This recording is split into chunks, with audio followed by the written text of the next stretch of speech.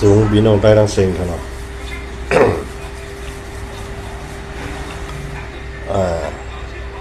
วันนี้ก็โทรข่าวในวันที่23เดือนธันวาคม12เหง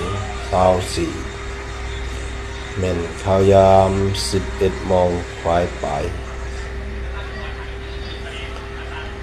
ไล่กับฮันแมนอันSDPต่างไว้ว่าบังมันอาเซียนเป็นผู้ก่อการให้ในเมืองไทยว่า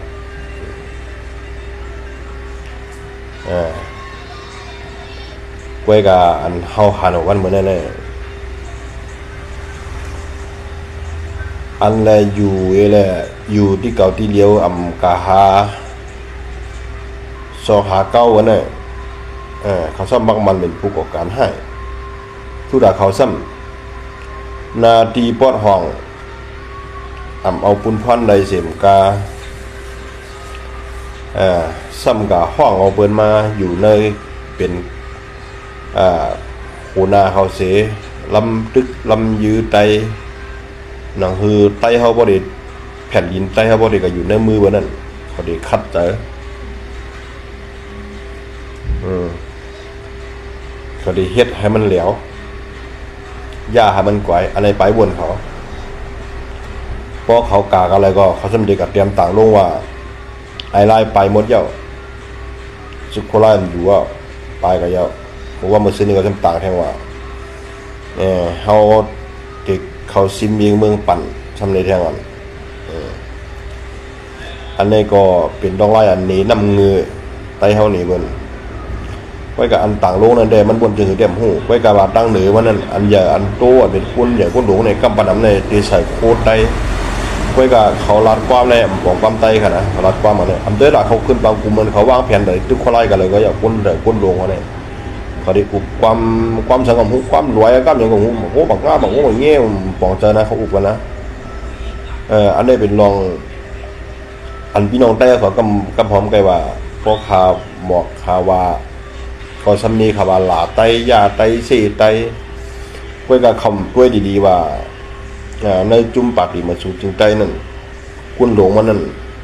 มันเรียกลายมันตังในวันนั้นมันโคมันเป็นไตเสียซื้อมีไม้อะไรผีก็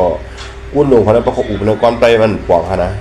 คำปอกความไตหมักผมหมักผ้าแบบกุ้นไตก่อนเป็นกุ้นนั้นยิบกองไอ้เปิดด้านหลังนะขันไล่คลิปมือผูกขาเดี๋ยววันลงในพี่น้องเขา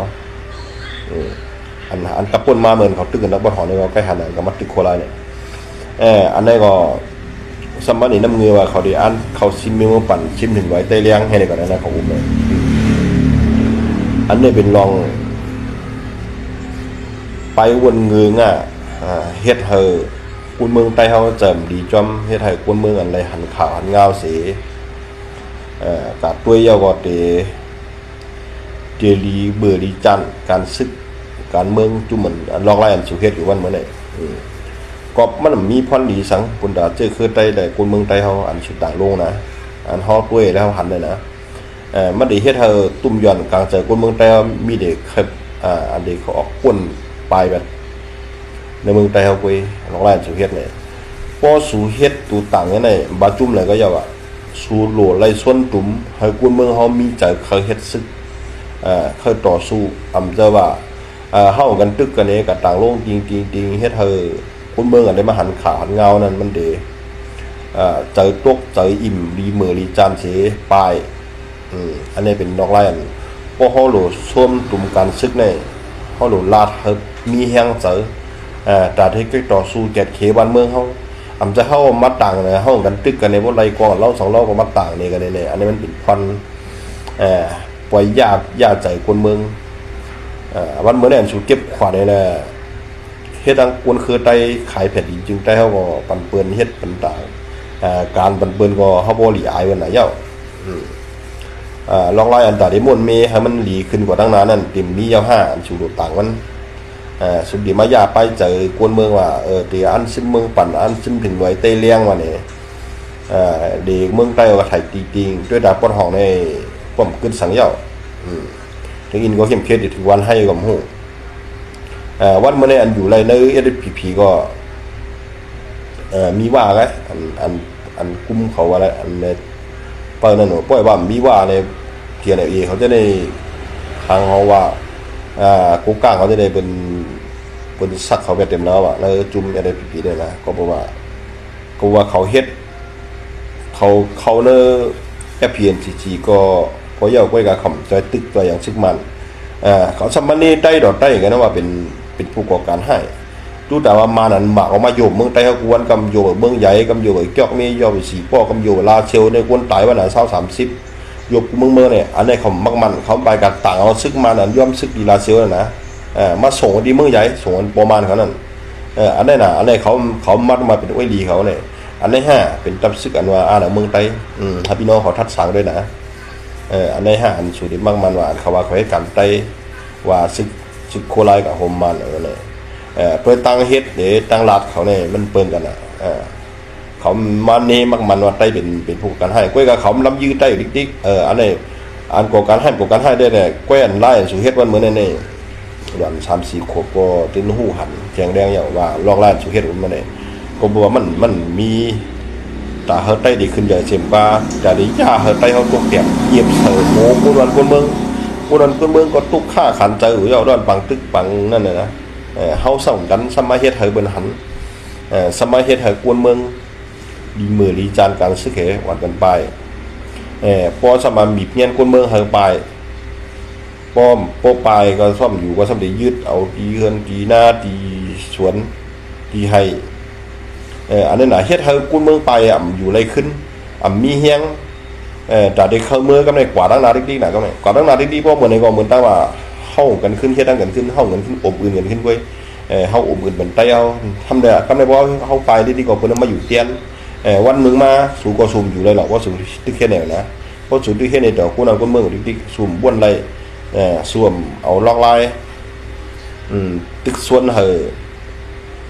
าไต้เฮาอะไรพร้อมกันเดมกาเลยสวมมาตึกสวนเฮาคนเมืองบ่ปลายกับเบิ่นปลายก็มาบีบเงี้ยนคนเมืองเฮาปลายบ่ปลายซะมามีปอมีเมียที่เอาซับดังยึดตึกให้ลอกหน้าเจ้าในคนเมื่ออันดีอยู่ใครเฮ็ดอันดีปลายนี่ก็ดื่มใครเมื่อก็ว่าหนังดื่มใครเมื่อมันก็อะไรก็มีพี่น้องมึงก็ได้ฟ้องกันน่ะปลายเถียงกันน่ะอันนี้เป็นตับซึกเขาเฮ็ดเป็นเฮาพอน้ำในตัวการเมืองเฮาให้คนเมืองอะไรหันวันมื้อนี้เฮากลุ่มมาพิษมามอกันไปมันพรดีมันเด็กตกตีหลายๆเนี่ยมีเด็กพรจ้าพรให้มาโปะใส่หูคนนั้นคนเมืองไงอันดีลีเบอร์ดีจันผมมีคนนั้นคนเมืองก็สุดที่เก่าขวัญก็เลยมาซุ่มมีกินหรอซุ่ยุ่มได้หรอเดือดเสียเหตุการณ์เยอะเลยน่ะก็กายายเตี้ยใหม่เนี่ยก็มี2 เมียวไงในเมืองไทยแต่มีสังเก็บขวัญคนเมืองก็พวกคนเมืองอยู่ก็มันดีหรือพวกคือมันเอาสัมภาษณ์เนี่ยน้องพวกมาแล้วซ้ำอย่าว่าเด็กกัดตึกมาน่ะซ้ำไม่กัดจอยมาเนี่ยมันตกซุ่มกันเลยเจ็บกันเลยกัดจอยต่างวันเปิ้ลเนี่ยพอใต้ห่างกันซ้ำนี่เป็นก่อกันให้อันนี้เป็นดอกไม้อันไปวนเตรียมแง้มมีอันเฮาเฮ็ดอยู่ปันวนคือไต้เอาอะไรหันวันเหมือนเนี่ยก็บ่เตือนเลยฝากถึงคนอ่อนอันสูตึกไปเส้นทางพิษอยู่เพราะสูวนอะไรก็ใช้สูเตียบตัดเส้นใจเอาไว้สิว่าวันเนี่ยจุ่มเหมือนสูเฮ็ดอยู่วันเหมือนเนี่ยมันเฮ็ดตาเผอเฮ็ดตาเฮ็ดตาเปิ้นให้เฮ็ดตาเฮาอันเอาเมืองได้ขึ้นใหญ่5นั่นอันเฮาไต้เฮากึดสัง5เฮามีเงี้ยนเฮาคนเมืองเฮาอะไรปลายอะไรตุก55เนี่ยอันนี้สูทัดสาวไว้สูพวกลัดนำก็ซะเบียวมาเซมาเนสูอันสูเฮ็ดวันเหมือนได้กัดด้วยข่าวอะไรก็มีพรเลี้ยงบุญตัดไต้อันสูต่างลงนั่นกำกานี่ไต้ตีก็นี่ไต้อันนั้นก็นี่โคไลปลายว่าก็มานี่โคไลนักเจ้ากวางตอนนึงโคไลก็อยู่แล้วก็เขาเอาคนมานำเนาะเอาว่ากำปานำมาลำยืไต้ด้วยนะลำยืโคไลเนี่ยบ่ได้ปลายเป็นตีวันนี้ก็ตึกลำศอกลำเก่ากันลำยาตึกกันกาได้พอเป็นพี่น้องเจอคือโคไลก็ลำยอบลำพวกฮู้ก็ยอบบัดเอาว่ากลางขึ้นนี่ไหนได้ข่าวเพิ่นจำใจกับฮู้เพิ่นนี่เพิ่นว่าก็ปัดนี่นั่นน่ะมันเป็นปืนให้แล้วคุณตาจุ่มสู่เลยคือไต้ก็บ่จังได้ผักถึงก้นอันตึกตกล็อกเพิ่นตึกอยู่ในจุ่มนั่นสังสูวนอะไรก็สุกอหลีวนเนี่ยพอสู่เดสือแพทย์ไหนก็คนคือไต้ก็เตรียมโอเคกึดเช้าหนาวันเมื่อไหร่คนเมืองไต้ว่าอันปลายกูว่ามีกูวันบรรดา2-3 ปากไว้บาสู่กับฮู้ไว้ สูได้สูมฮู้ไงคนหวานจังนั่นนะเขาได้บอกในสูก็บ่จังได๋ผักถึงร้องได้ครับมันสุภาพ